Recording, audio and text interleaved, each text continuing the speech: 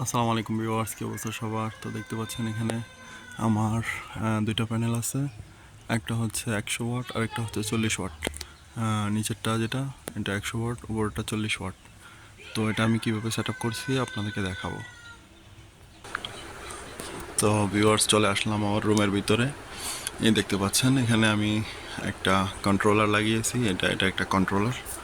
তো এই যে এই কন্ট্রোলারটা দিয়ে আমি এখানে একটা 30 এম্পিয়ারের ব্যাটারি চার্জ করি। তো এখান থেকে আমি দুইটা সিস্টেম করছি।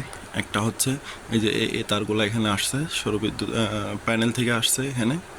তো এখানে এসে ইনপুট হয়েছে, তারপরে এখান থেকে এখানে একটা ব্যাটারিতে গেছে। তো এই পাশে আবার আমি কি করছি, এই যে এখান থেকে আমার আইপিএসটা যেহেতু সোলার আইপিএস না, তো যার কারণে এখান থেকে কন্ট্রোলার থেকে আমি একটা লাইন দিয়ে রাখছি এই ব্যাটারিতে। তো এই ব্যাটারি দুইটা তো আর একসাথে দেওয়া যাবে না, যেহেতু এই আইপিএসগুলা একটা ব্যাটারি সাপোর্ট করে।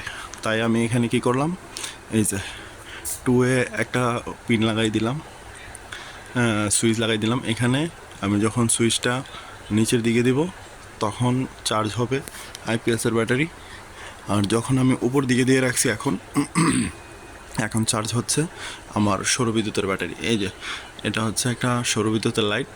তো আমি বন্ধ করে দেখাচ্ছি। এই যে এটা হচ্ছে একটা সৌরবিদ্যুতের লাইট।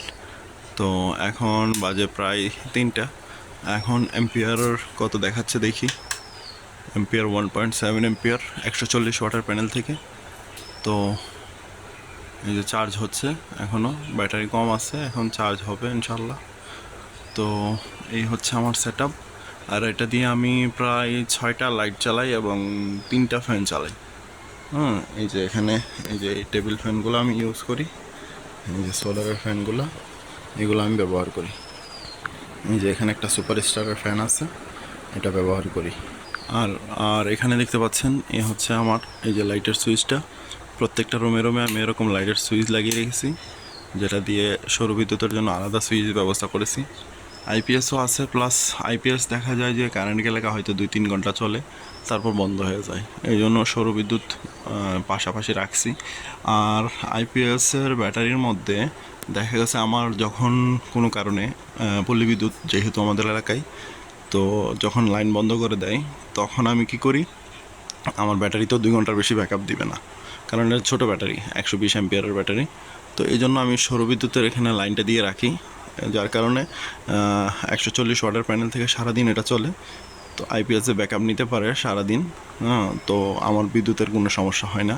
আমার এটা দিয়ে রাউটার চলে, লাইট চলে, ফ্যান চলে, 3টা ফ্যান চলে, লাইট চলে, এক্সস্ট ফ্যান চলে। এই যে আমার রুমে এখানে এক্সস্ট ফ্যান আছে। তো এগুলো চলে, আলহামদুলিল্লাহ ভালোই চলে। তো ইনশাআল্লাহ আমি পরবর্তীতে আরও প্যানেল বাড়াবো, যাতে করে খুব দ্রুত আমার ব্যাটারিগুলো চার্জ হয়ে যায়। তো ভালো থাকবেন, আসসালামু আলাইকুম।